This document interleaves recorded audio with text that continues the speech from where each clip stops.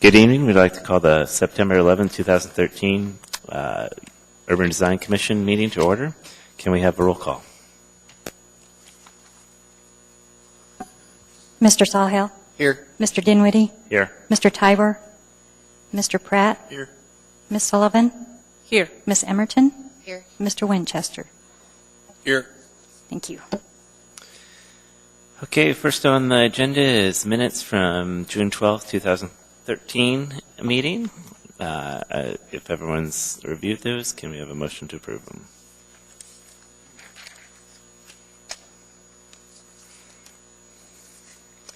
Have a motion from Commissioner Emerton. Can we get a second? Second by Commissioner Sawhill. Is there any discussion or opposition? Hearing none. Those are approved. Okay, we have some disclosures tonight. First disclosure will be from me.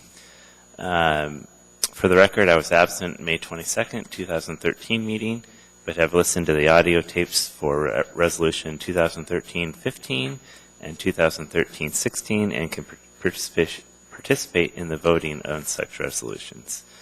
Are there any other disclosures? Commissioner Pratt. Yes, for the record, I was absent from the June 12, 2013 meeting, but have listened to the audio tapes relating to Resolution 2013-009 and 2013-017 and can participate in the voting on such. I was also absent from the May 22, 2013 meeting and will abstain from voting on Resolution 2013-015 and 2013-016. Thank you, Commissioner Pratt. Commissioner Sawhill. Thank you, Mr. Chairman. For the record, I was absent from the May 8th, 2013 meeting, but have listened to the audio tape relating to Resolution 2013-010 and will participate in voting on that resolution. Thank you, Commissioner Sawhill. Commissioner Sullivan. For the record, I was absent from the June 12, 2013 meeting, but have listened to the audio tapes relating to the Resolution 2013-009 and 2013-018 and can participate in the voting on such.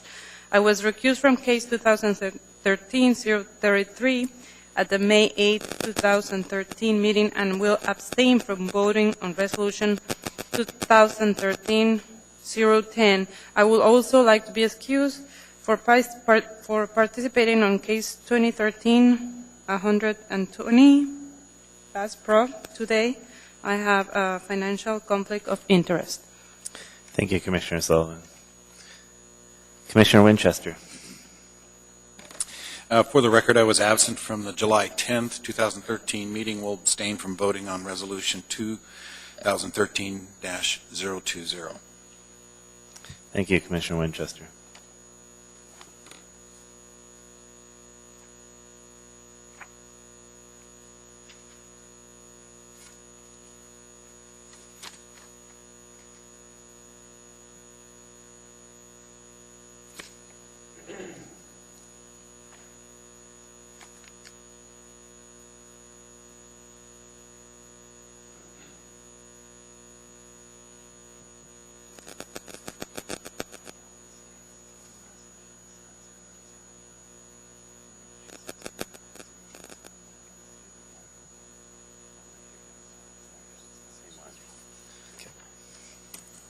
All right. Moving on to the consent agenda. Does anyone want to pull something from the consent agenda?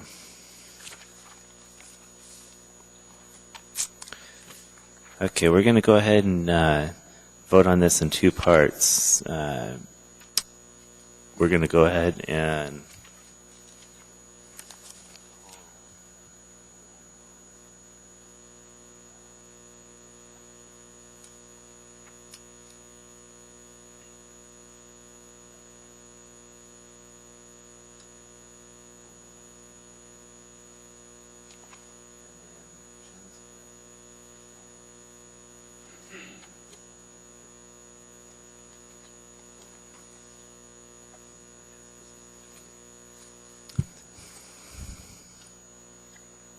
Okay, we're going to vote a couple different times on the consent agenda. The first item on the consent agenda we're going to vote on is resolution for case 2013010 for approval. It's the second, case B, 1B. Commissioner Sullivan's abstaining from the vote.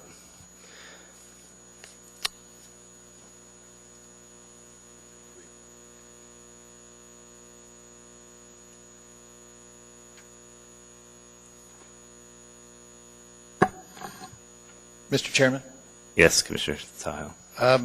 perhaps we should pull items 1B, 1C, 1D, and 1G, which people have various abstains on, and then we can vote the rest of the consent agenda and then take those items one at a time. Yeah, that's what I'd asked Lori, and she said to go. We'll do it. That's a good idea. That's what I had suggested first, but okay, that's what we'll do.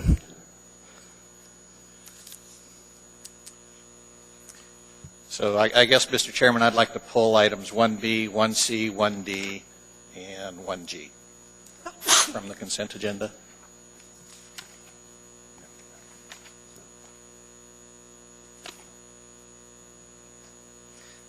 Okay, that's exactly what we need to go ahead and get a motion to approve the consent agenda first, and then we'll pull them. Thank you, Commissioner Sahil. Second by Commissioner Emerton. And now Commissioner Sahil will go ahead and pull 1B, C, D, and G. Thank you, Mr. Chairman.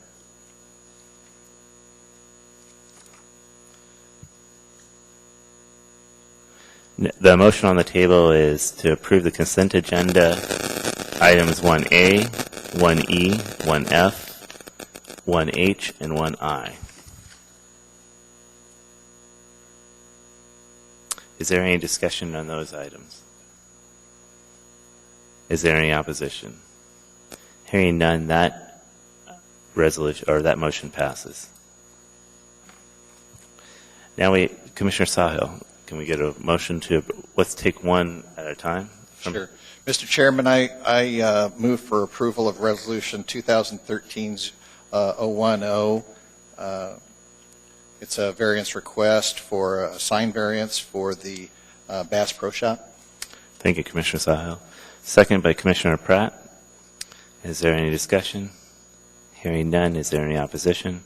That motion is approved.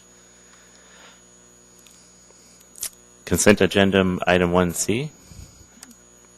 Mr. Chairman, I move for approval of Resolution 2013-015, a request for approval of context-sensitive design solutions for transportation projects for the upgrade of Pioneer Drive.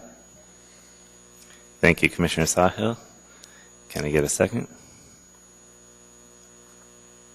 Thanks, Commissioner Emerton. Seconded by Commissioner Emerton. Is there any discussion? Is there any opposition? That motion is approved. Consent agenda item 1D. Mr. Chairman, I move approval of 2013-016, request for a landscape plan review for a highway screening easement for Whisper Wood West subdivision. Thank you, Commissioner Sahil. Can I get a second? Thank you, Commissioner Emerton. Is there any discussion? Hearing none, is there any opposition? That motion is passed. And the last consent agenda item 1G. Mr. Chairman, I move for approval of Resolution 2013-020, final review for an amendment to a site plan for Service High School. Thank you, Commissioner Sahil. Seconded by Commissioner Pratt. Is there any discussion? Is there any opposition? Hearing none, that motion is approved. Thank you, Commissioners.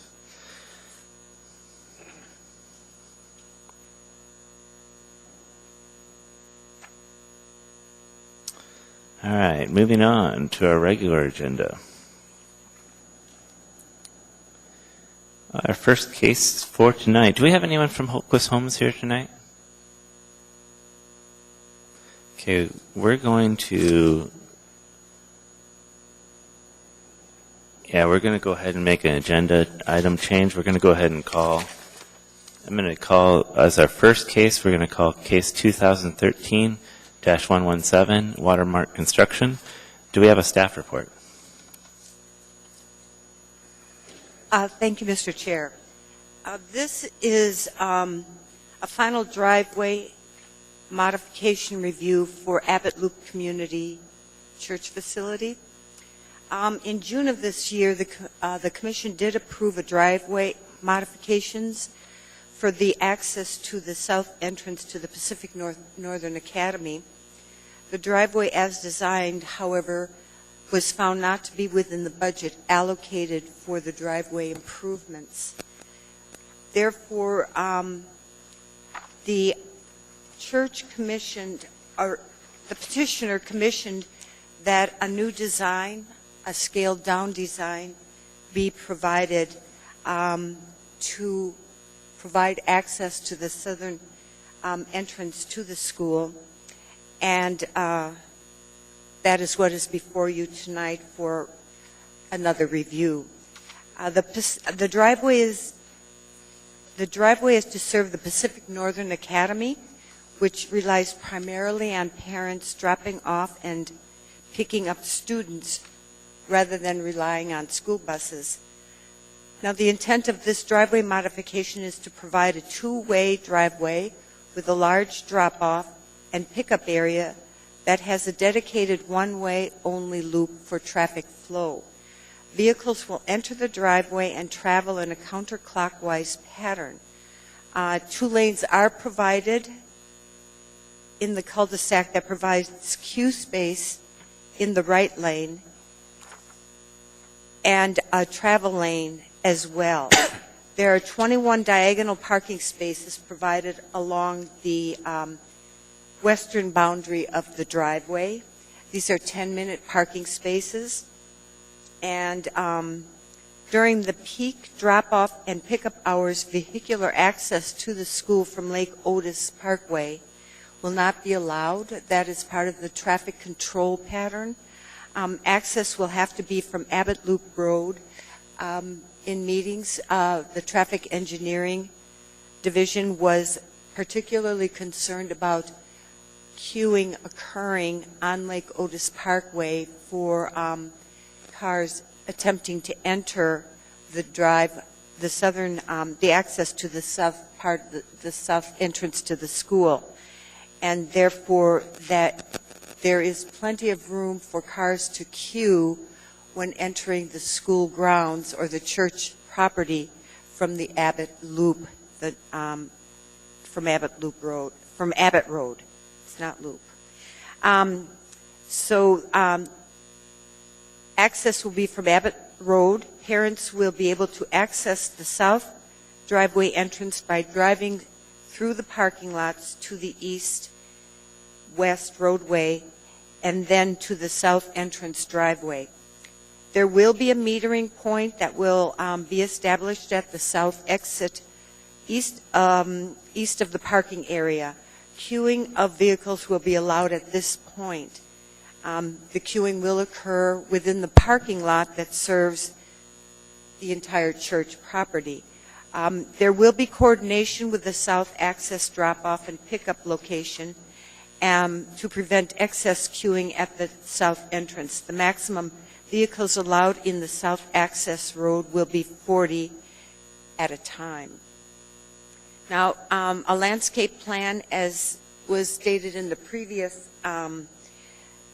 presentation by the petitioner, was not included with this driveway modification, nor was it included in the prior driveway modification submittal, as there are planned upgrades to the entire Abbott Loop Christian Center site, and that those upgrade modifications to this site are to be accomplished in phases. This driveway to the south entrance to the Pacific Northern Academy was phase 1. There was a certain urgency to be able to have this driveway access ready in time for the opening of the Pacific Northern Academy. However, it is the intent to submit landscaping plans for the overall Abbott Loop Christian Center site as one cohesive design for the entire building facility, and details of the changes to the site for Phase 2 of the project are just simply not available at this time. However, the department does recommend approval of the final school drive modifications for Phase 1 of the upgrade to the Abbott Loop Christian Center, subject to the conditions on pages 7 and 8 of the packet. The comments from the traffic engineering are the same for this particular case as they were for the presentation that was made for the June 12th driveway design. And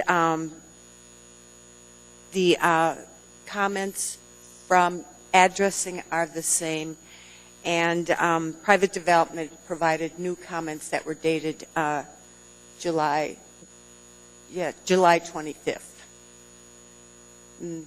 Basically that. Thank you for allowing me to present. Thank you. Thank you.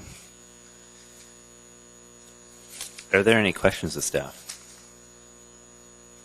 Commissioner Sullivan. Per the department recommendations, item number 2, it's requesting for sidewalk connections on the west side of the driveway with pedestrian connection to the public sidewalks along the Lake Otis. I was wondering if there's just at the corner, since it's a big change of grading once you start moving towards Abbott, so it will be a little difficult to do connections other than at that corner of the west-east driveway with Lake Otis. That's the only place that I could see that it could be a connection. Through the chair, Ms. Sullivan, there was just a request to make an east-west connection from the school site somehow to allow people, students or people or pedestrians to connect to the sidewalk, not to go the entire length of the driveway, but to have a pedestrian access to the sidewalks that are available along Lake Otis. Okay, so it'll be probably just at the corner. Thank you for that, through the chair, Ms. Sullivan. Thank you for that comment, and it probably should be specified. I would defer to the petitioner's representative as to what would be the best location, as the design was prepared by Mr. Pannone, and he probably could provide the best location for that connection to be made. Thank you. Thank you. Commissioner Pratt. Yeah, thank you. Yeah, on that issue, on this plan, is there a sidewalk on the west side of the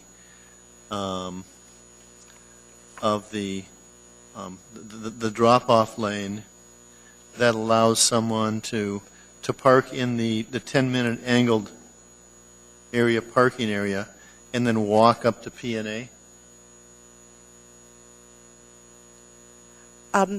Through the chair, Mr. Pratt, it did not appear to me, it didn't, as there is sidewalk that appeared to be clearly shown on the east side of the cul-de-sac bulb and the driveway, but I did not see the same thing along the west side adjoining the diagonal parking.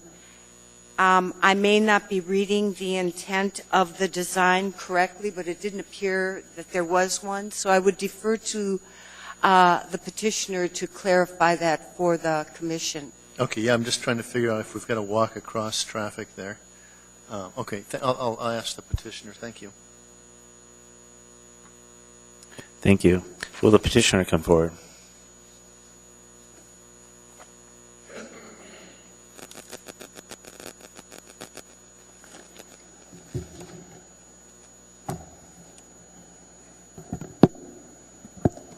Mr. Chair, members of the board, my name is Steve Pannone. I'm with Pannone Engineering Services.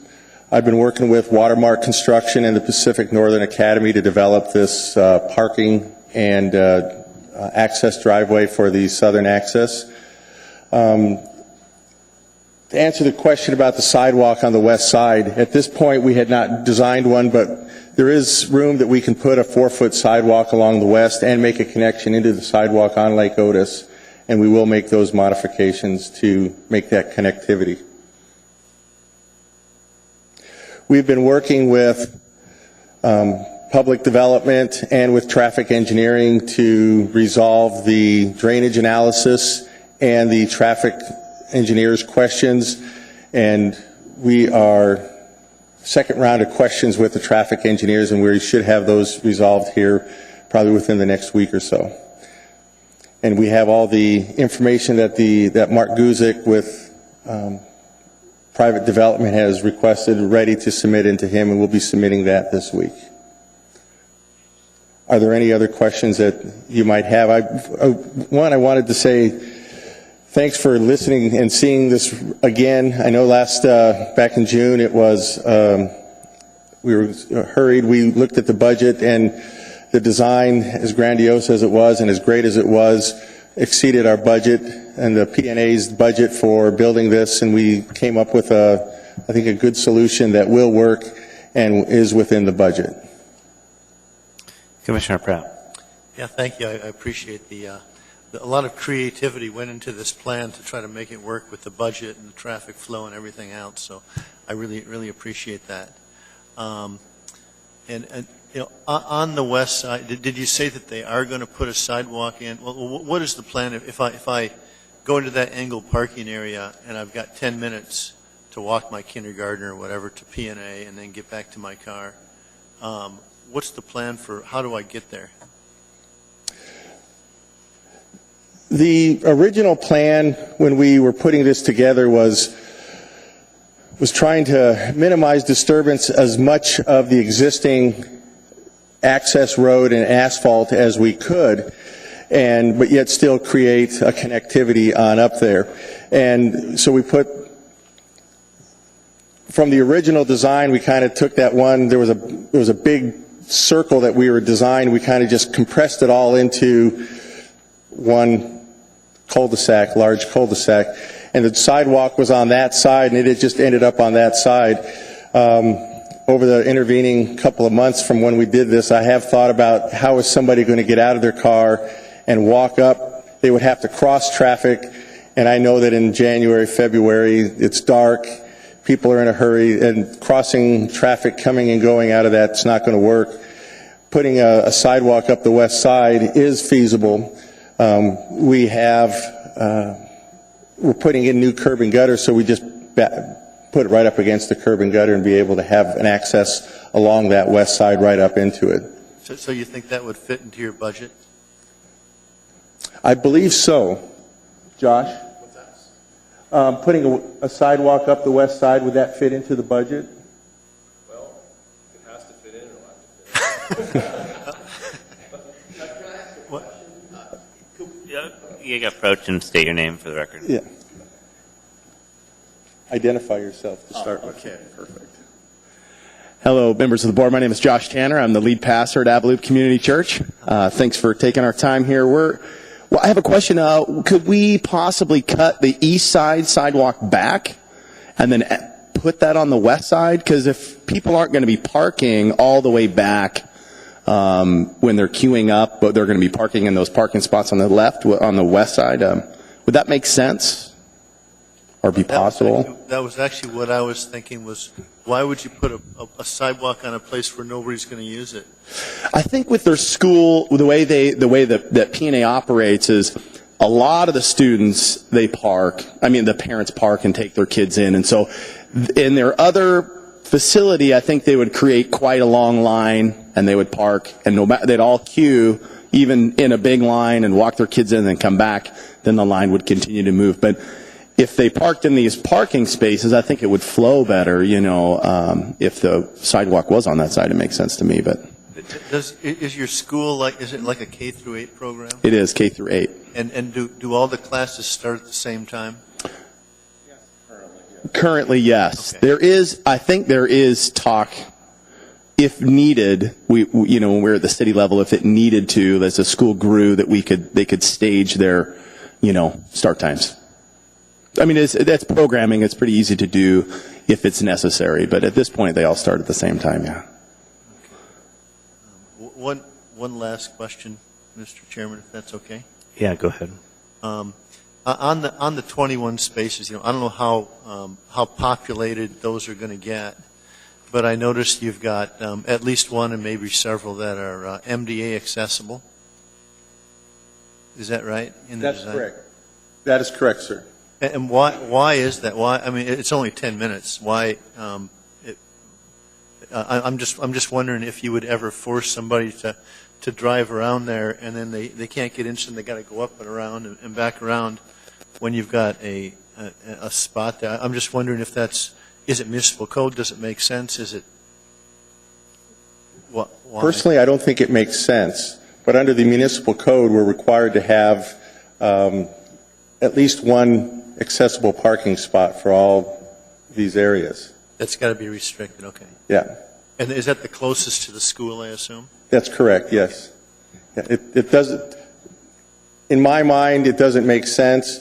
In the drop-off area, right in front of the main entrance is, the curb is depressed and there is no, it's an accessible route.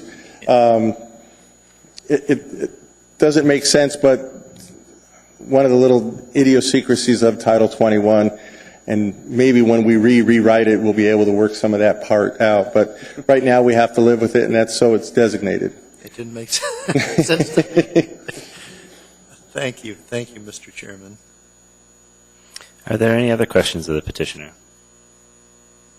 Commissioner Sullivan. The EDA,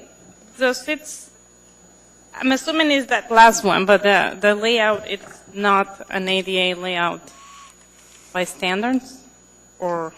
It's not a standard.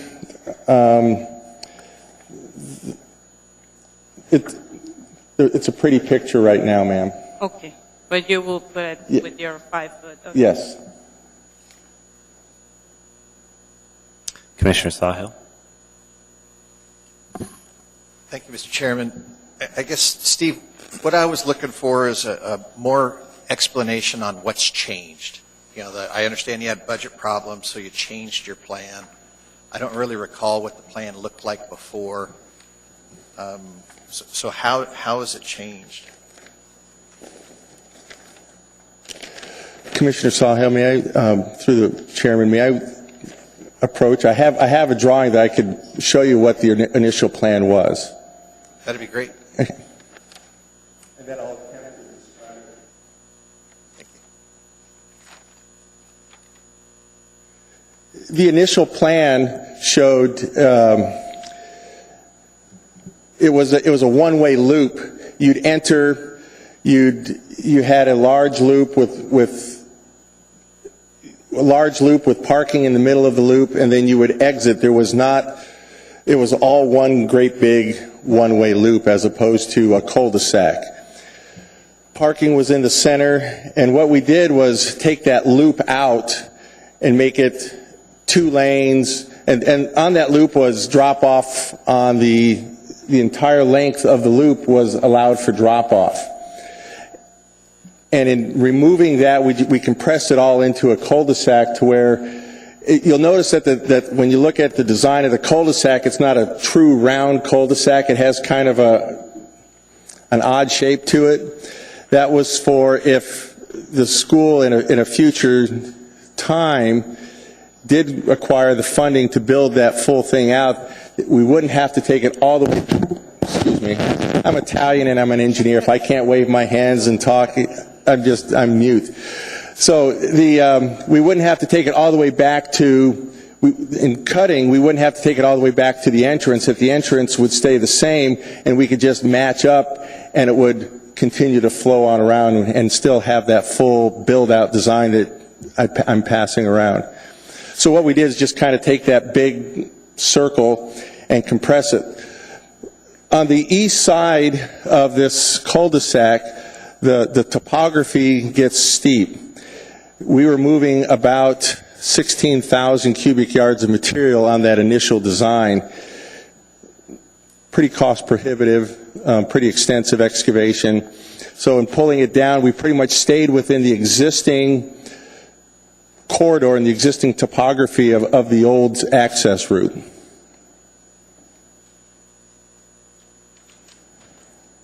Yeah, I appreciate you having that drawing, and actually looking at that drawing, I like the old design a lot better, but I understand how budgets go. One of the things I do recall from the previous design that I was a little concerned about some of the parking spaces that were going to be on the drop-off aisles and the congestion that would cause. And I'm still concerned. Now we have angle parking on the drop-off, and instead of a one-way loop, we have a two-way road. Sometimes backing up with angle parking is difficult to see. My reaction to that is that this is going to be a congested mess. And the proper location for this drop-off is over in the east parking area. I appreciate your traffic control attempts and metering the queuing, but it's going to be a difficult drop-off. It's going to be very congested. I think the addition of the sidewalk on the east side makes it better, but I'm just nervous about how congested this will be. Kids walking K through 12. We have some young kids here. I'm just concerned with the design. I think the design would be better if those 21 parking spaces were just eliminated. I guess I'm not asking a question, just making a statement, sharing with you my feelings, and I don't know if you have any response to that. Well, I appreciate your comments, and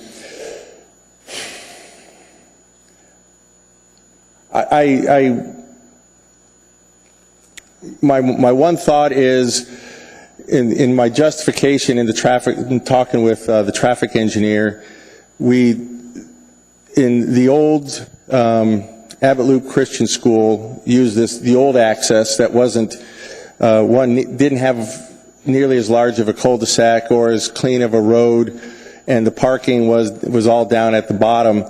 I don't remember hearing, and they had 400 students, and the max that PNA is going to have at this point, in my understanding, is 175, and right now the enrollment is about 130, I think. With the 400 students and the drop-off, the congestion, I've never heard any issues about having a horrible mess up there, and it was not nearly as clean of a design as what this is. I'm not saying that it's not going to be. There's going to be times where someone backing out is going to have to wait, or somebody coming down is going to have to stop and allow someone to come out. I think it's the nature of cul-de-sacs and parking. I think this is an improvement of what the access was, but still, I like the bigger design myself.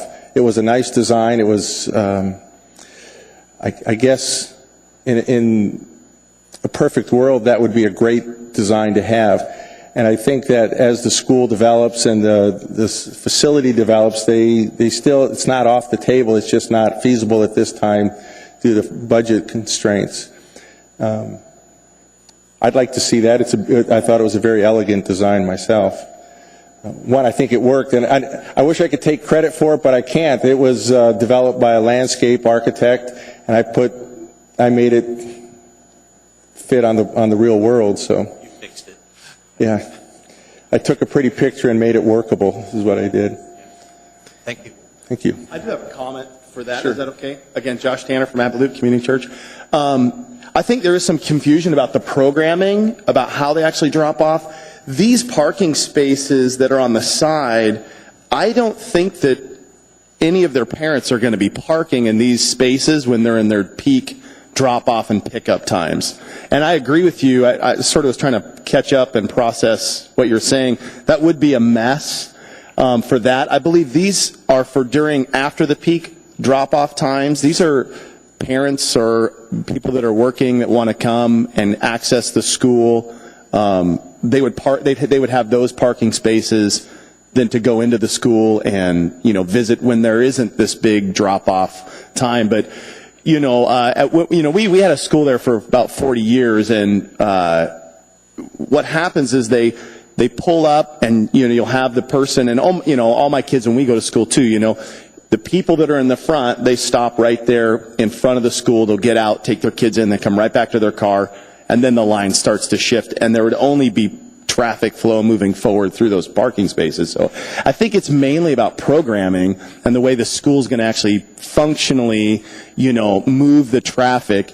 I can't imagine that they're going to leave these parking spaces. They're going to be more of a traffic lane there, those parking spaces would be during those peak times. I don't know if that helps, but I think when we were talking about it and we had to reduce it, I'm just trying to get my head back into where we were at when we were having to make these changes, is these not have parking spaces here during the day, in the middle of the day, would, it'd be difficult for them to just do their regular business, I don't know if that helps clear up any information. And, setting out cones and, things and traffic guards, they have these things at the school. They have these people that are present, so. If you let anybody park in this if anybody parks here and gets out to drop their kids off, this isn't going to work. Yeah, I agree. In those, you're going to have constant flow. My daughter goes to Aquarian, and it's a transient school just like this one, and you have you have a double lane of traffic at Aquarian that backs up all the way to Minnesota, and cars queue on Minnesota in the turn lane. It's actually about the same amount of students as you're expecting. This is not going to work unless you have traffic control out here, and basically you can't let a driver out of their car, and you have to have kids constantly. From the time that they start here and queue up, they have to get out, get their backpacks on, and move, and you're going to have a monitor out here to move this traffic. Yeah. The only way, and you should actually move this out, the east sidewalk should come over another 10 feet to where you could queue 2 lanes of one-way traffic coming into the school, and they'll have a double lane coming around. And then when you have a drop-off, just eliminate. You can't have any parking, so you can have 2 lanes come out, and then they can filter back through and flow into 1 lane coming out. This is a disaster waiting to happen for an hour a day in the morning and after. You're going to have to control this, but that's just my 2 cents. Commissioner. Mr. Chairman, I'm 100% in agreement with you, and I think that you're right. I mean, I think that is the way that they're planning on queuing it. And, the unique way that our property is designed, if you see the road that wraps around coming from the east, there's a lot of parking spaces for queuing all the way along that road. And there's a sidewalk there. Isn't there a sidewalk there? But they can queue all the way down along this road and come all the way in, and they can queue all the way back through our whole parking lot, which could be a couple hundred. I mean, you could have 100 cars there easy in one line, which they don't. They're already doing it. Except for the people that are in queue on Lake Otis waiting to turn in, because that's going to happen. We have to eliminate that. I know, but it's going to happen. I can promise you it's going to happen. All right. Right. Commissioner Winchester. Yeah, go ahead. Sorry. My comments were actually Mike? by yours pretty much. There it is. Sorry. My comments were pretty much preempted. I really felt that the temporary parking spaces need to go away during queuing. And you need to make that really clear to folks that you're opening that whole area up to queuing and drop off with the sidewalk on the west side. And that'll give you an extra lane of traffic as well as a drop-off all the way down that other side. If you get somebody who decides to park or something, they're not going to stop up all the traffic. So that kind of reflects what you were saying, Jeff. I just feel like I think those are good. It says temporary parking. It ought to say parking only during non-drop-off times. Oh, perfect. Yeah, that makes sense. Commissioner Pratt. Yeah, that was my comment. I thought that this was like 10-minute parking if somebody wanted to walk their kindergarten or to school or something. So that answers my question. Thank you. Right, right. Any other questions of the petitioner? Thank you very much. Thank you. Did you want to keep that drawing that I gave you, or would you like me to? I have extra copies if you don't mind. No, we had it from last year. All right, folks.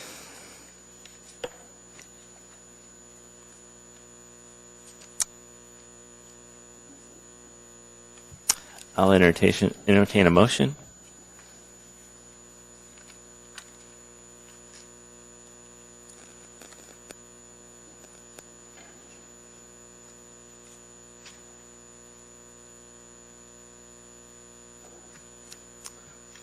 Commissioner Sullivan, you wish to speak? Oh, Sorry. oh, Commissioner Sawhill made a motion. Hey, hang on. Commissioner Sawhill, we have a motion on the table by Commissioner Sawhill and seconded by Commissioner Sullivan now. Mr. Chairman, I move for approval of case 2013-117 for a final driveway modification review for Abbott Loop Community Church, subject to staff's comments or conditions of approval 1 through 7 on page 7 and 8 of our packet.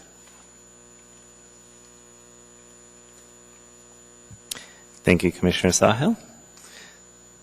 Second by Commissioner Sullivan. Commissioner Sullivan, is there any discussion? No. Mr. Chairman, I think I'll go first on the discussion, and I have some real reservations with this design.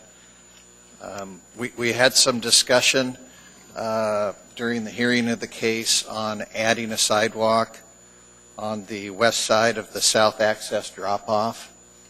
And if the design was going to remain as it is, I would probably amend my motion to add additional condition.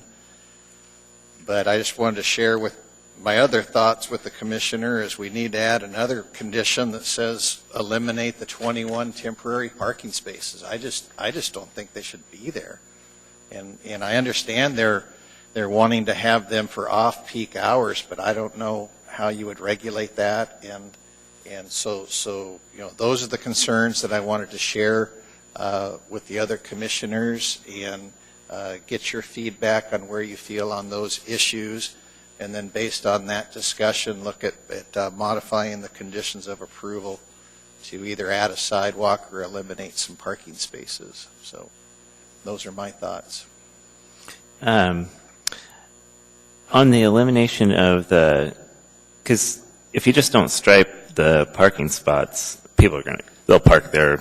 If it's open, somebody's going to park there, Would that affect their, I believe they have enough parking on the east side for any kind of building. And so just not striping the parking for parking stalls would probably solve the problem we're talking about. Because people could park there in the middle of the day anyway, this open asphalt. I think that would be an easy solution as a point of discussion. I totally understand the point of when would I use that spots. Like I have a kid, and when I use that type of spots in the school where my kid attends is when he forgets lunch or something like that. You are going to definitely go and drop your kid if you're going to that drop-in loop. I think if they put a sign that says no parking from this time to this time, I think people will understand that it's not allowed. And you're going to have, they're talking about having staff, teaching the staff that it's going to be out there. So in schools, the staff is very proactive, and they're always out there, and if they see someone parking there, hey, move, That happens in the bus lanes where no one is supposed to park in schools. The staff comes up and takes you away. So I think you should leave that spots for the late lunch people.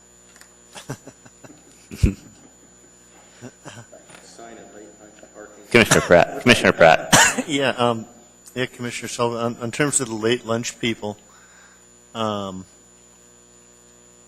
they actually, stop off? Wouldn't they actually tend to drive up to the drop-off lane and just leave your car there, and if you come in at whatever, 9 o'clock, 10 o'clock, and just get out of your car and go in and, or wouldn't that be a natural thing to do?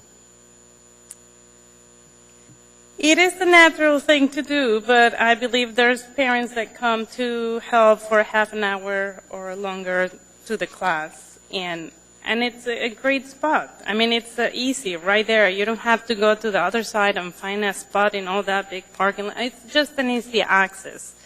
I believe that the staff could control that. I know it's an operational thing, but schools are pretty good at that.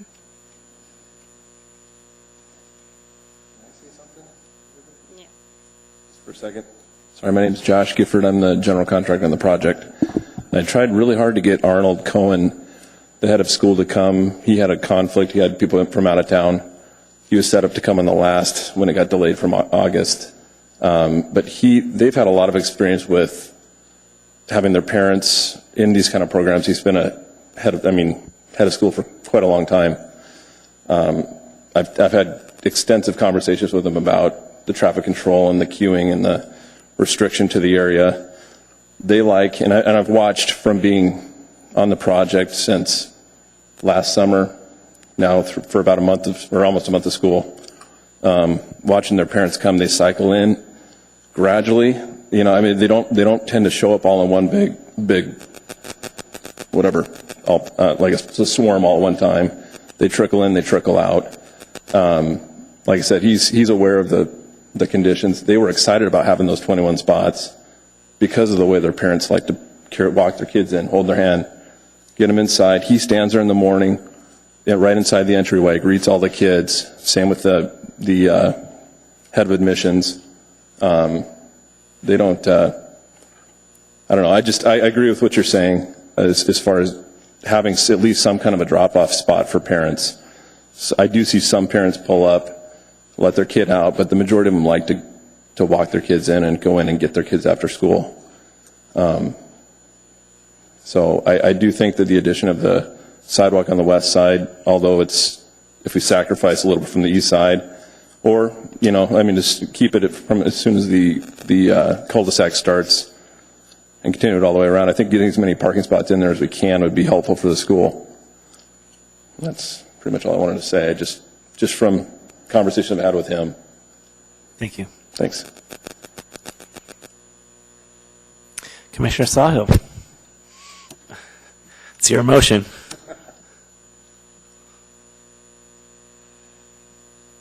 This will be kind of weird, but I'd like to make a motion to amend my motion.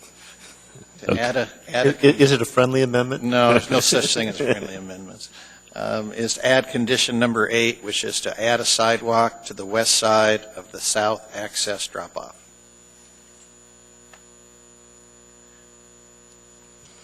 Can we add that they put a sign, no parking between peak hours? I have sketched up a condition number 9 that is to that effect, but I just heard testimony that they want to park there during drop-off, and they think that's a cool thing, and it's part of how they do it. And they're going to monitor it and control it. So I'm skeptical, but I'm going to give them a chance. But I do think the sidewalk is important. I don't want them to have to cross the lanes of traffic to get to the school. So I would appreciate a second for my amendment. Commissioner Winchester, thank you for that second.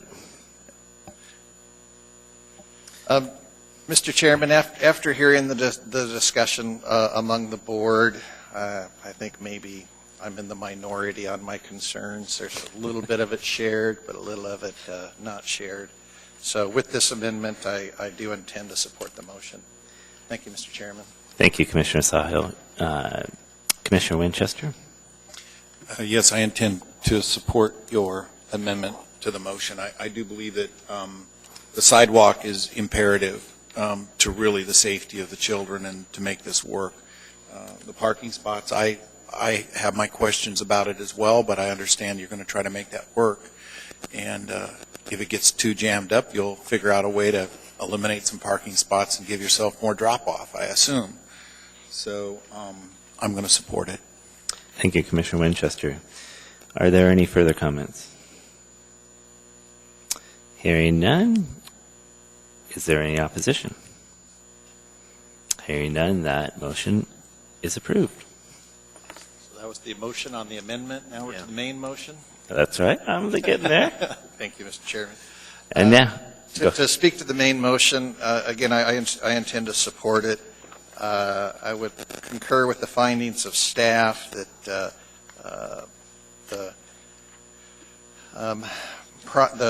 modifications or I don't want to do this. The modifications meet the standards of the municipal code.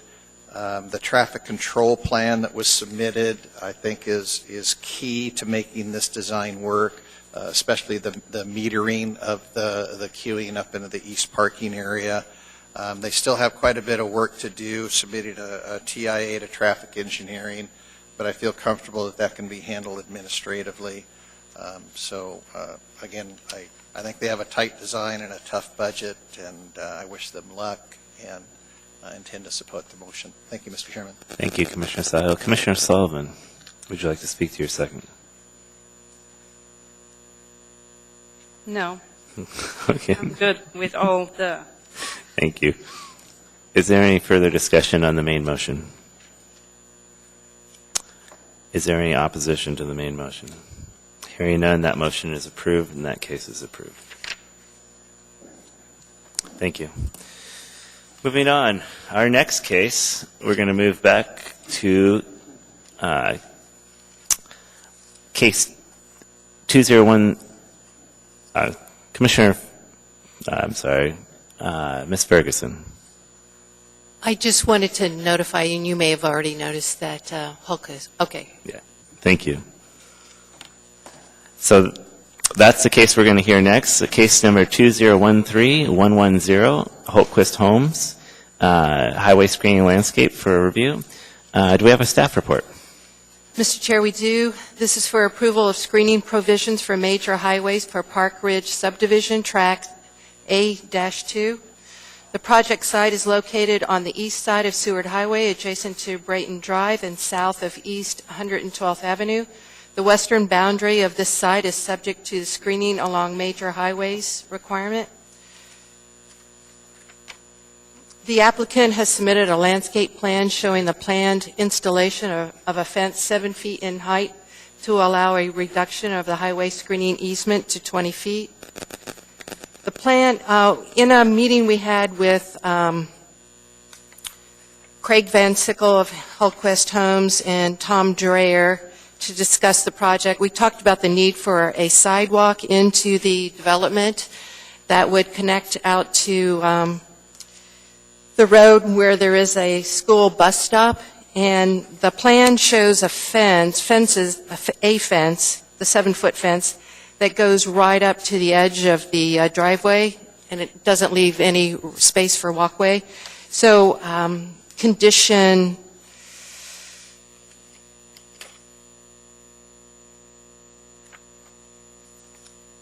4B asks to reduce the fence length by 8 feet on both sides of the entry drive to provide space for a pedestrian walkway. And then there are some errors regarding the scale on the drawing that need to be corrected. That's all I have. Thank you. Are there any questions of staff? No questions? Will the petitioner come forward?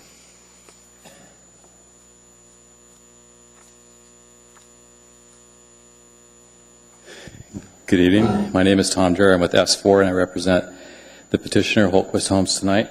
We're fine with all the recommendations and the changes that have come from the planning department. It's a very simple, straightforward screening easement area. So if you have any questions, I'll make myself available. Thank you. Thank you. Are there any questions of the petitioner? Thank you. All right. I'll entertain a motion. It's pretty straightforward.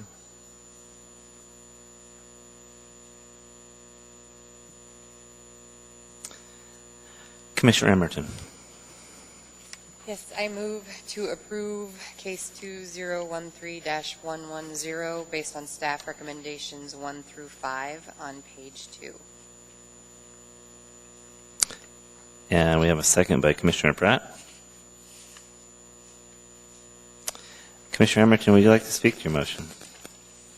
Yes, I intend to support the motion. I think the plants chosen they're good and hardy plants that are going to live well here, and I think the screening does a nice job for sound reduction.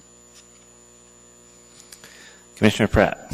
Yeah, I agree. I think that this seems to fit the character of the neighborhood. And I was looking on the map, and it also seems to be consistent with the things that are going on to the north and the south, and I think it's a good plan, so I will support the motion. Thank you. Are there any further comments? I tend to support the motion also. Most importantly, it meets highway screening along major highways, AMC 21, 45, 130E, and C. And like I said, staff said it's pretty straightforward, so I intend to support the motion. Is there any opposition? Hearing none, that case is approved. And just for the record,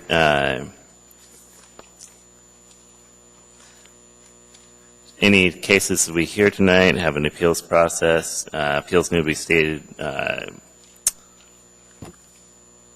An individual may have appeal rights relating to any action UDC takes, except for commission recommendations to assembly which were not appealable. Appeals must be filed with the clerk's office within 20 days after approval of UDC on the resolution which commission's final decision. A fee for appeal is required at time of filing.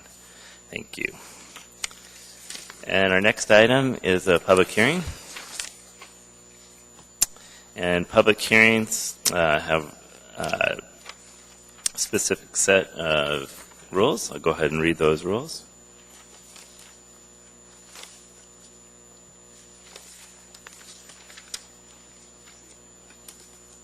For the record, we've excused Commissioner Sullivan. The procedure by which a public may speak to the Urban Design Committee at its meeting is staff presentation is completed. The public hearing, chair will ask for public testimony. Persons who wish to testify follow the time limits established in the UDC rules of procedure. Petitioners have 10 minutes. Group representatives of groups, PTAs, have 5 minutes. Individuals have 3 minutes. When your testimony is complete, you may be asked questions by the Commission. You may only testify once on any issue unless asked by the Commission, asked a specific question by the Commission. Individuals may have appeal rights relating to any action UDC takes, except Commission recommends to the Assembly which are not appealable. Appeals must be filed with the clerk's office within 20 days, and a fee is required. Individual may request written findings from any commissioner during decision within 7 days. Hearing that, do we have a staff report? I'll give us 5 minutes for technical difficulties. For case note, or public hearing case 2013120, do we have a staff report? Yes, Mr. Chair. You have a bare quorum. I'm sorry? There's only a bare quorum present. Oh, yeah. We have a short board. Yes. We had, yeah, where is that? We are a short board.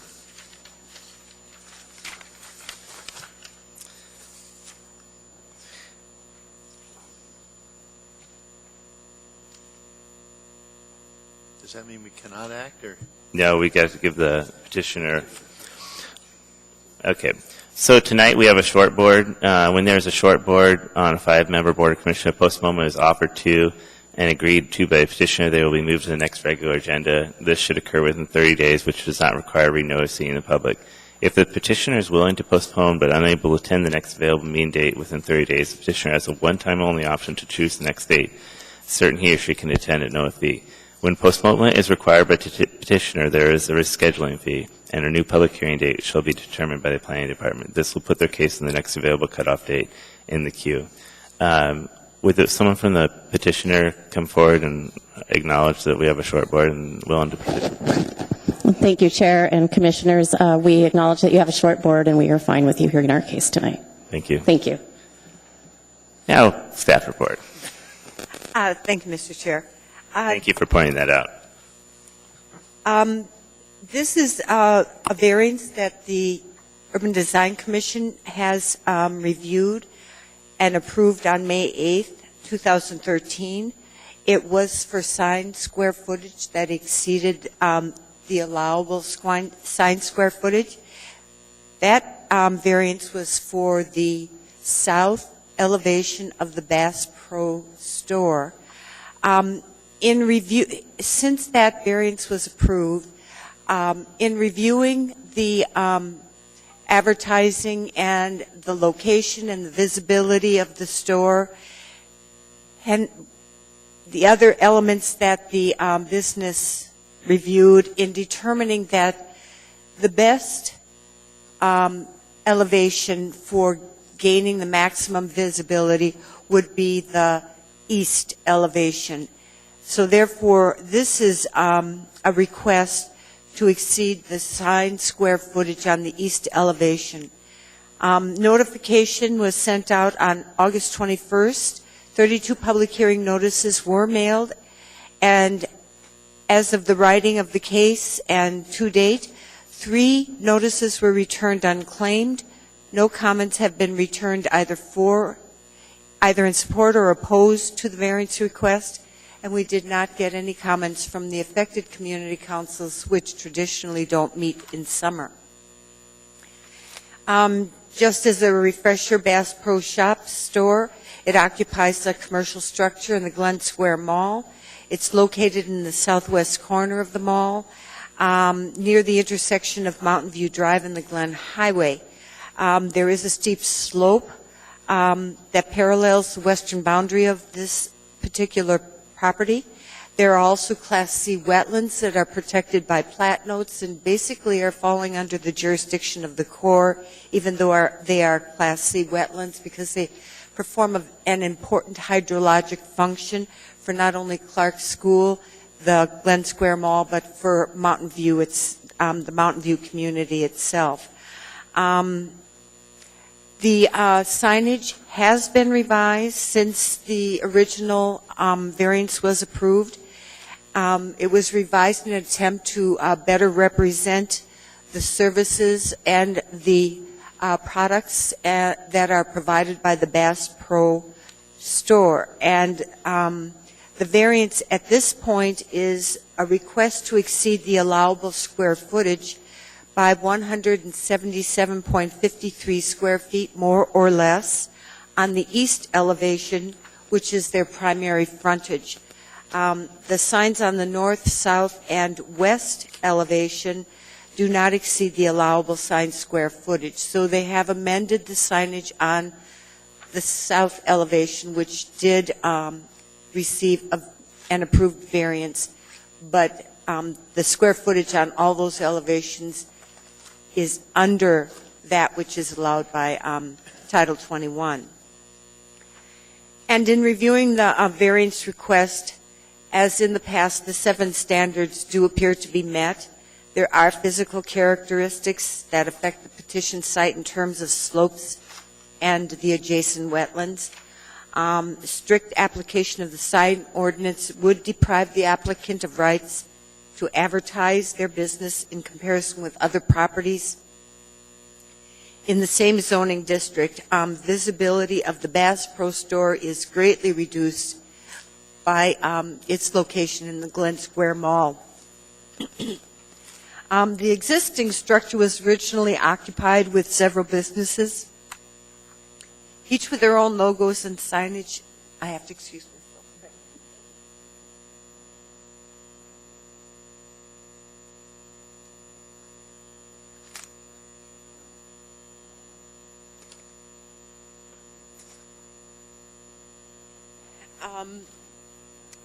and all the businesses had their own logos and signage.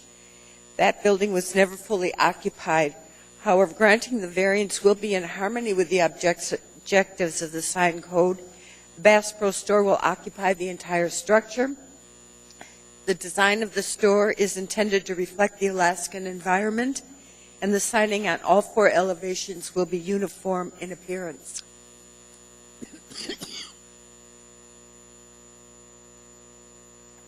The signage is uniform on all elevations of the building and will not materially add to visual clutter or visual blight.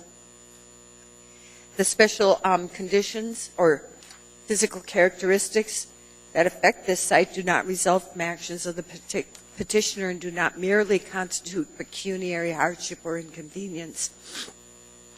And the requested variance is the minimum necessary to adequately advertise and provide signage to indicate to the consumers all the services and products that are offered by the Bass Pro Store. Therefore, the department recommends approval of the variance request subject to 2 conditions on page 8 of the packet.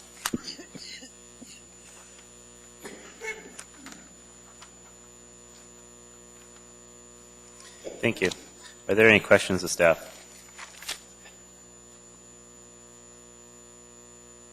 Hearing none, will the... Hold on one second.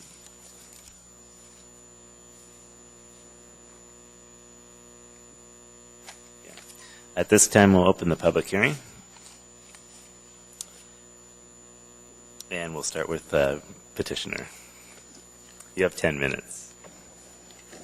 Good evening. My name is Wendy Wilbur, and I'm here representing Bass Pro, who is also in the audience with me tonight. Bottom line is, you've seen this project before. Essentially, I dusted off the exact same application. Nothing on the facade of the building has changed, other than the fact that Bass Pro has very strict standards for how they develop their facilities. And as they took a deep breath and had some time to reflect on their signage, because we all know these projects move very quickly, they wanted to make some modifications to better suit the building and their presence. So I did want to make a couple of quick clarifications. You did approve the resolution for the variance on the south elevation. We will still need that variance. We exceed the allowable by 86 square feet now, and the variance, I believe, approved 260 square feet. So we've actually reduced the signage on that side. The west side of the facade, which is the back of the building, we're under the allowable square footage at 159 square feet below. Also on the north entrance, which is if you're coming from Mountain View Drive down into the development, we are also under the allowable signage. So for the front elevation, we're allowed 1,089 square feet of signage. We're asking for 1,267, which is only 177 square feet over. So Bass Pro really is coming in with the minimum amount of signage that they feel like they need. And also, for the record, I did note one mistake in the staff report. It said that we were relocating signs from the south elevation to the east elevation, and that is not true. It is the exact same signage that you originally saw, only the sizes have been modified slightly. So with that, I will save my time for rebuttal and answer any questions that you have.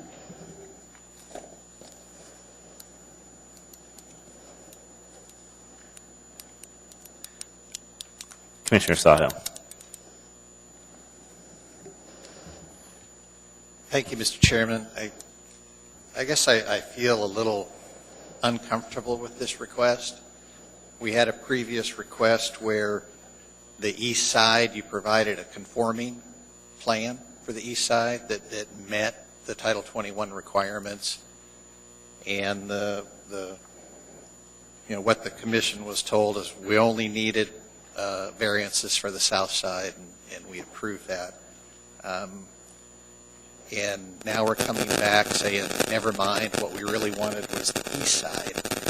And you presented us with a conforming alternative, and I'm having a hard time reconciling that conforming alternative to this variance request. it seems like this is a self-imposed hardship. You have an alternative that conforms, and so I'm a little troubled by that.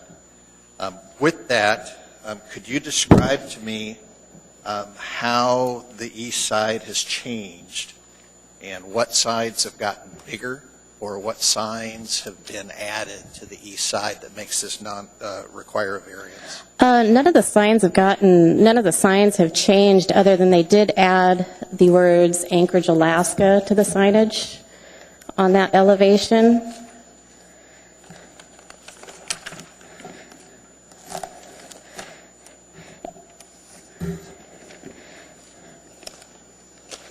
So they added Anchorage, Alaska underneath the outpost, which accounts for part of the change in the signage. So that's 85 square feet? And then, for full disclosure, there was a mistake in the original plans on the White River.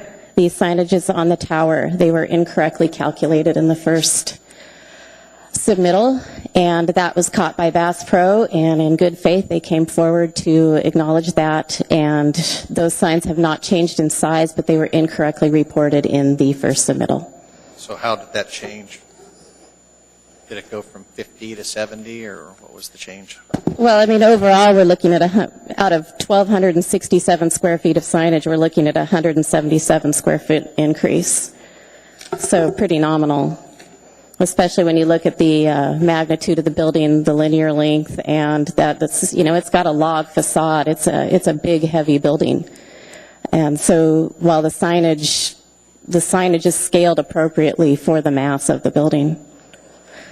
So I don't think that Bass Pro was trying to be dishonest. I think that Bass Pro was moving very quickly, and they went back and they wanted to do the right thing and came back to the commission with that in mind.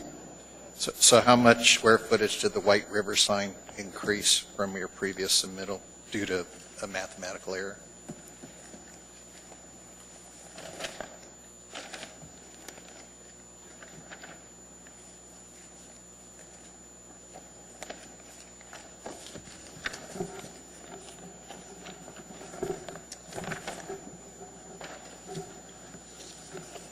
So the original White River, we had at 89.2 square feet, with the red head above it at 98.69 square feet.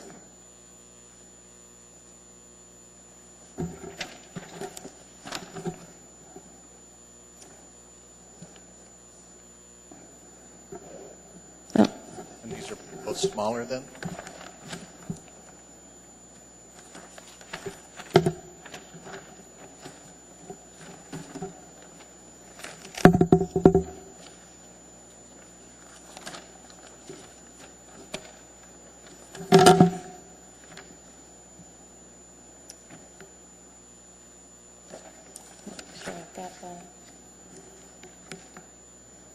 Okay, so apparently I have that incorrect. I apologize for that. So let's look at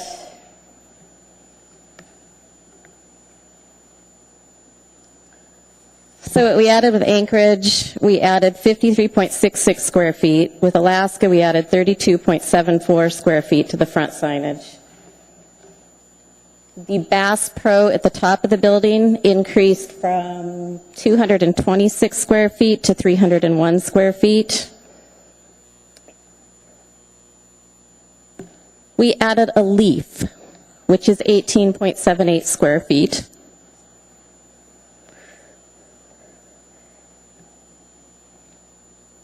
And the boat service increased from 74 square feet to 81 square feet. So it's a slight upsizing of each sign. So not one sign increased significantly to be overpowering. Each were scaled together. Okay. And what was wrong with the sizes you had before? It's visibility, looking from the Glen Highway as you come in. Just every little bit of visibility assists Bass Pro. As you know, this mall has sat vacant since its inception at 50% vacancy rate. It's also very difficult to find this site. So anything they can do to increase visibility within a reasonable amount and a minimum ask is a good thing for Mountain View neighborhood. It's a good thing for the Glen Square Mall. Further evaluation, it really is a traffic coming into town that can see those signs. And access to this site is via Mountain View Drive, and there is no way to sign it to Bass Pro. And it's going to be a difficult site to find. And so they're just looking for as much as they can get out of this. And I also think it's important to remember that they're taking over 4 tenant spaces. So you would have had 4 different signs, 4 different businesses with 4 different sign designs. So if we talk about visual clutter and not in harmony with the environment, I think that's what we had before with Famous Footwear, Old Navy, Best Buy. So what we really have now is that uniform signage plan that is in harmony with the environment. As Margaret had mentioned in her staff report, this sits 20 feet below Mountain View Drive. You can't see this building from Mountain View Drive, period. It's also blocked by trees and wetlands from one side. So really it is only this facade, the front facade, and the facade along the Glen Highway where we asked for the previous variance that you have any visibility of the store at all. And then my last question is you say you still need a variance for the south side, but it could be reduced? It's reduced significantly. The only variance we need now is we exceed the south elevation only by 86 square feet. So those signs were greatly reduced. So it wasn't just Bass Pro coming in saying, we're going to keep those enormous and we want more. They evaluated the signage for the entire building to make it more in harmony and more appropriate for what they need. So how do we condition this approval to roll that south side reduction? Well, I was hoping you were going to pull that resolution. Well, and that, I guess let me interject here, that resolution's signed and approved, so, that you have to go with what you've already got on the south side. You're going to have to, that resolution's been approved, it's been approved through the consent agenda. You're not going to be able to change your south side. Because that'll be and that's fine. They don't have to exercise that entire approval. Right. And at this we time, could put a condition here that essentially reduces that if we were inclined to. Yes. It is not the intent of Bass Pro to put more signage than they need. That is an expense, and everybody's watching their bottom line. So they have moved that expense to their primary frontage, and their intent is not to use the allowable signage variance. And I guess my last statement before I yield the floor to fellow commissioners is, I don't know how long I've been on the board, about 5 years, and Safeway has never asked for a sign variance. Fred Meyer has never asked for a sign variance. Home Depot has never asked for a sign variance. Large retail people in this town seem to be able to conform to our sign ordinance without variances. So I'm a little reluctant to support variances from our sign ordinance for retail stores. I think it's important to note that there are 7 standards to meet for a sign variance, and they are very difficult to meet. I have run across very few projects that meet all 7 standards, and yet the staff report and this board voted the first time that we indeed did meet all 7 standards. There were pictures in the application that show how difficult this site is in terms of visibility and access. And we have demonstrated that these are not burdens put on by Bass Pro, but this is the site. And this is what they inherited from topography, from wetlands, and they're asking for the minimum. And I would also like to remind this commission that when we were here before, if you look at the kind of development that Bass Pro is putting forth in terms of design standards and facade and working with the Native Heritage Center to be culturally correct, this big box store exceeds the standards of any big box store that we have yet seen in Anchorage. And so they are coming forward with this, and I would ask that you give that some consideration. Commissioner Winchester. Yes. A lot of my questions were asked with the questions that were brought forward, but just for my own clarification, the variance that we previously approved, 333 square feet on the south, exceeded the allowable by approximately 50, 60 square feet, as I remember, right? No, it exceeded it by almost 270 square feet. 200? Yeah, so you approved in a variance to exceed the sign or to exceed Title 21 by 270 feet. Right now, we're asking for 177 square feet. So we're actually asking for less. If you add in the 86 square feet that we exceeded the other elevation, we're asking for a variance of 263 square feet total signage, which is less than you approved the first time for the total building. Okay.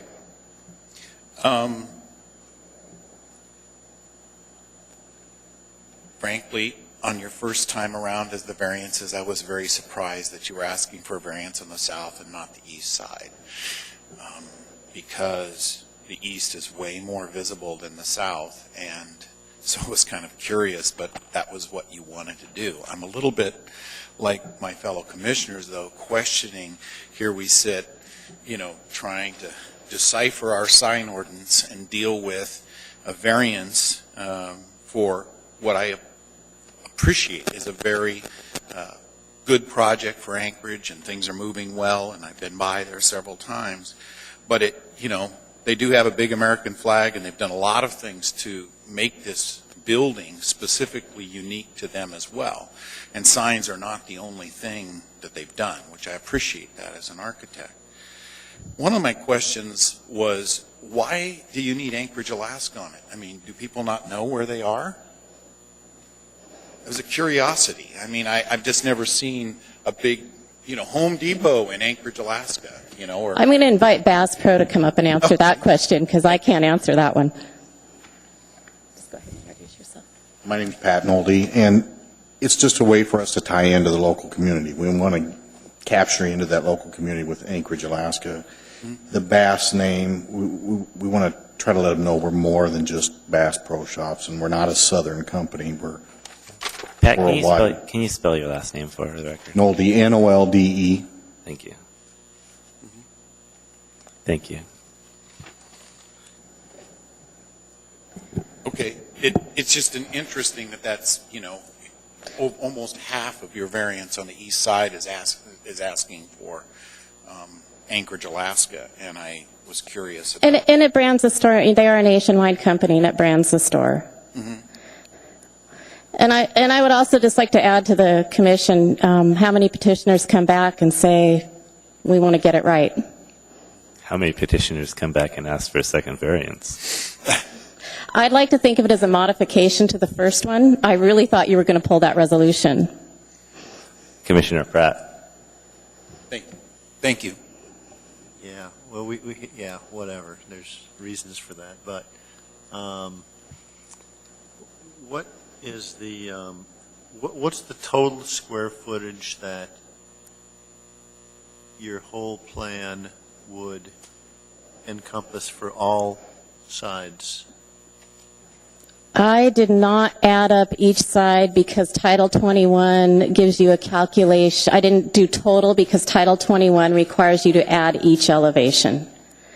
So I would need a calculator. But I'm sure that Commissioner Sawhill's got one over there. It's very difficult to try to go back and modify a past resolution.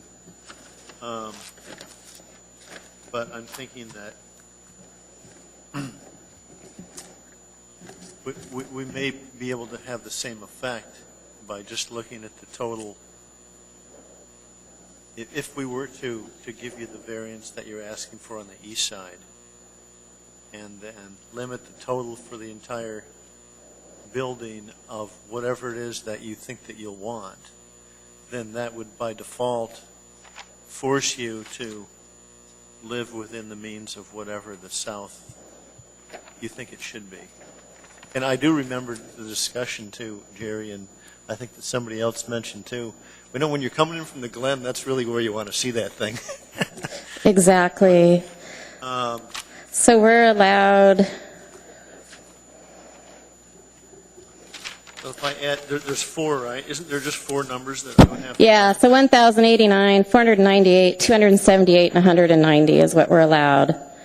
So you're making me do math under pressure. Well, not what you're allowed, but what you're asking to do total. Well, I believe if we wanted to go there, we would just add a condition that says the south side signage shall not exceed 276.61 square feet, correct. because that's what they're planning to do now. Okay. That's how we would backdoor their. And I think that that is an appropriate backdoor. We would support that condition. So that actually takes away 333 square feet, and we're only asking for 177. So overall, we're asking for less than the first time. Were the stores that were in there before, were they operational? 2 of the 3 were. Best Buy, and I'm sorry, Famous Footwear and Old Navy. And then they just went out of business? The location just didn't work for them? The mall has been 50% vacant since it's opened. They're desperate to get some economic development in there. It's going to be good for the community. It's going to be good for Anchorage. It's 100 jobs plus. Is there any market research saying that one of the reasons why that is because it's hard to get to, people don't know it exists,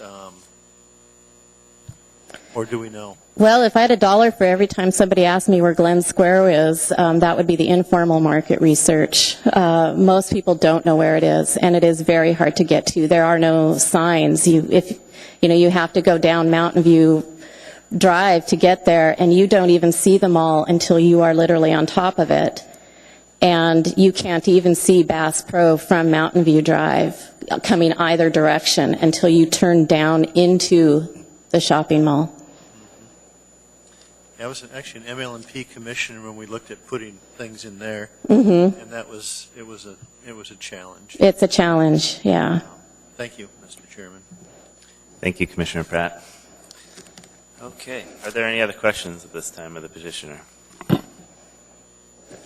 Hearing no questions, we're going to open the public hearing to public testimony. Is there anyone wishing to testify?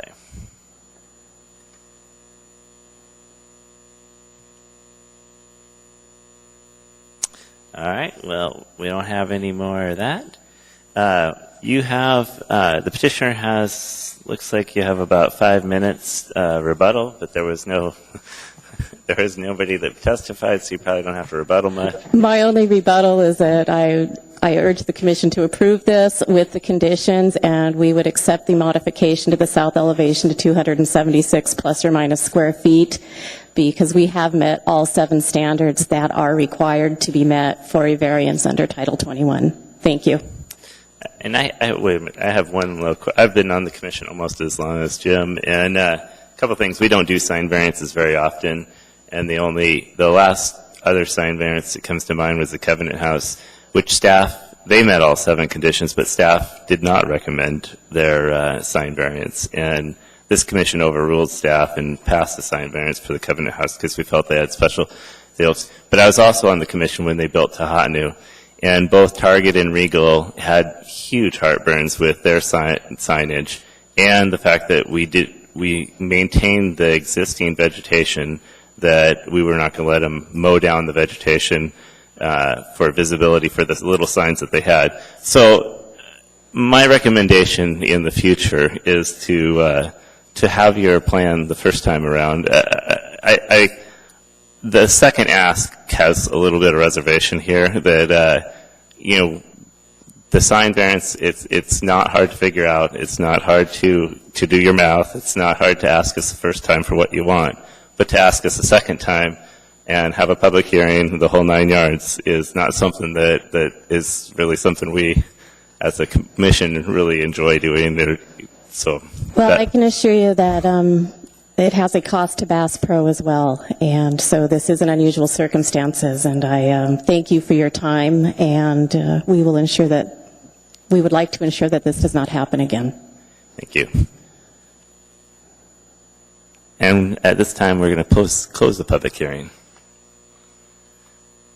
All right. That public hearing is closed. We're going to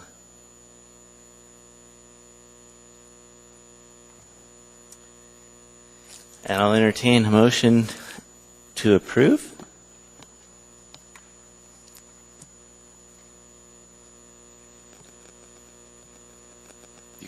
You will. We have a motion by Commissioner Winchester to approve.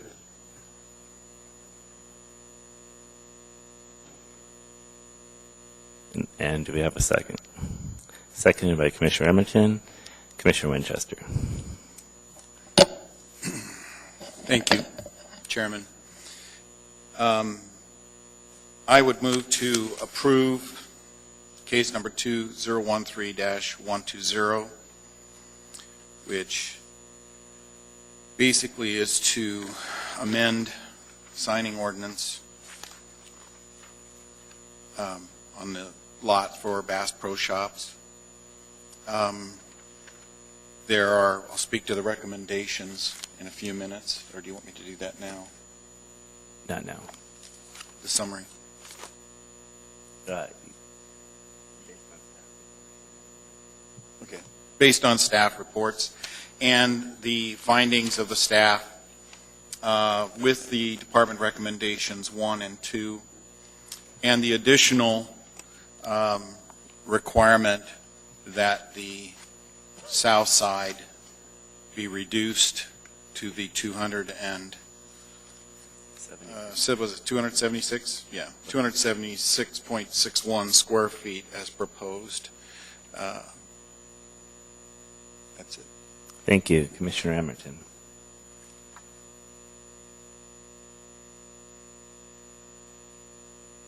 Yeah, I second the motion to, based on Jerry Winchester's and staff's recommendations. Thank you. Is there discussion? Commissioner Sawhill. I hate this variance.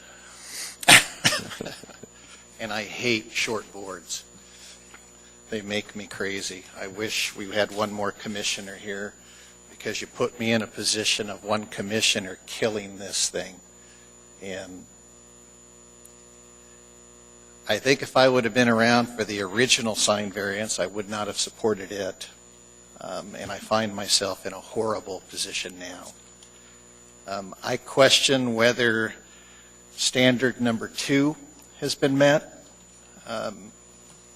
that we would deprive the applicant of rights enjoyed by others, primarily based on their previous submittal that showed a conforming alternative. They have upsized some of their signs, which may or may not be necessary. I question whether standard number 3 has been met, that this isn't by their own actions. With sharing my disdain for this, I'm going to eat my vote and vote for this horrible variance. And I hope to be greeted with open arms on opening day. Commissioner Emerton. Thank you. Well, I'm on the opposite side of you. I actually like the variance. I like the way this looks more than the previous one you submitted. I think this looks nicer. And I know you questioned the Anchorage, Alaska, but I actually like the Anchorage, Alaska. I think it kind of places where this is. I think it's very, I don't know, I appreciate it. It's like, yes, you are here. Welcome. So for me, I like the way this looks better, and the fact that you are actually downsizing your signs, I think, goes to show. And to me, the bigger signs look better on this side of the building because this is your bigger side of the building. So I'm exact opposite of where he's at. I think this is actually a better plan. Commissioner Winchester. Yes, I will speak to the findings, but further, I I agree with Commissioner Emerton. That is one of the things that I brought up in the very beginning, was I felt like you were on the wrong side of the building with asking for a variance, but that's what you said you wanted.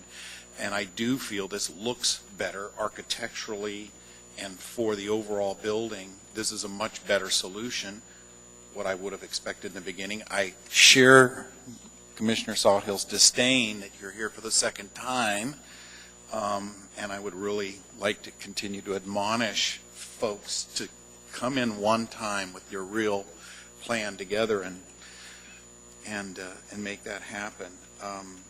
I like the idea that there's actually some reduction as well. I mean, especially in some of those areas. So I am going to support this, but it is with some level of trepidation because of what we're going through in order to do this, which is a lot of time and thought on the part of a short board, which again I think we all appreciate is a tough place for all of us to be, and it makes it no fun because we have to sort of really look at it in a somewhat different way. Thank you. Thank you, Commissioner Winchester.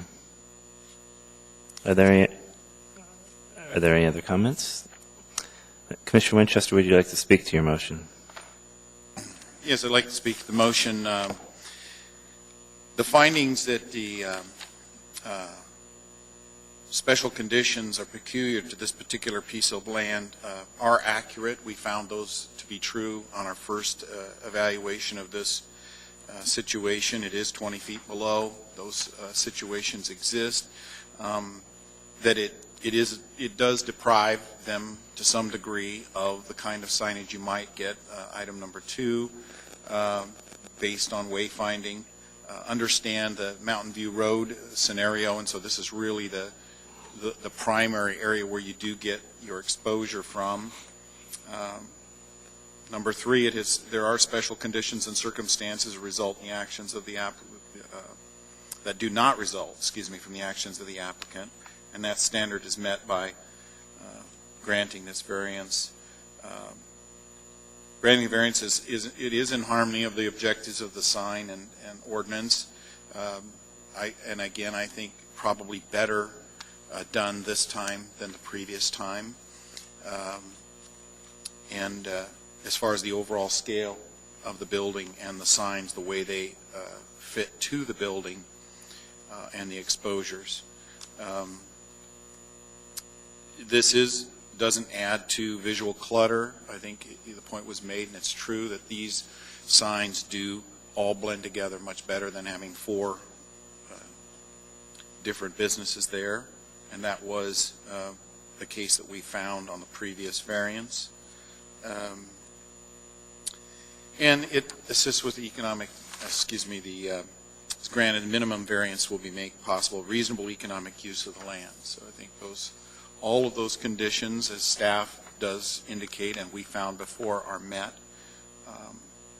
And with the additional stipulation that the south be reduced, I think we're going to have a good project. Thank you. Thank you, Commissioner Winchester. Commissioner Emerton, would you like to speak to your second? As I already stated, I intend to support the motion. I do think it's a better plan, and I think that the findings have been met. The 7 findings you have to meet have been met, and based on all the readings by Mr. Winchester, so I intend to support it. Thank you. Okay. Any further comments? Motion before us is to approve with staff recommendations and conditions, and one more condition by Commissioner Winchester. Is there any opposition? Hearing none, that motion is approved.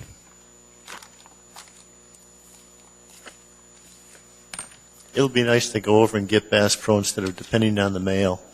I got an order from them last week, and it was all beat up. The packaging was terrible. It was just... Hey, there's the guy you could talk to.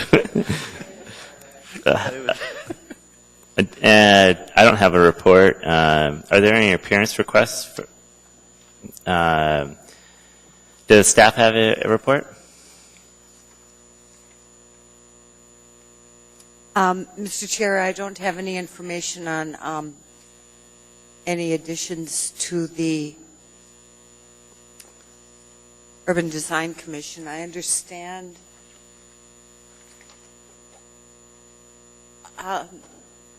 Ms. Blake was, no, there was no one that was appointed or recommended for appointment to the Urban Design Commission.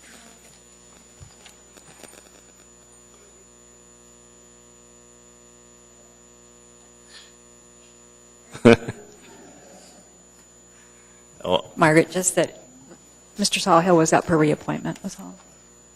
but this is my last meeting, by the way. Yes.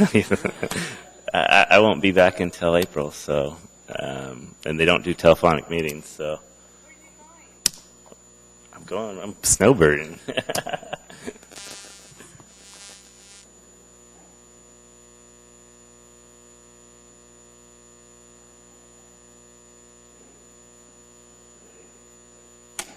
So which means we're going to be more short. We got this, we need a motion to adjourn. Motion by Mr. Winchester, second by Emerton. We are adjourned.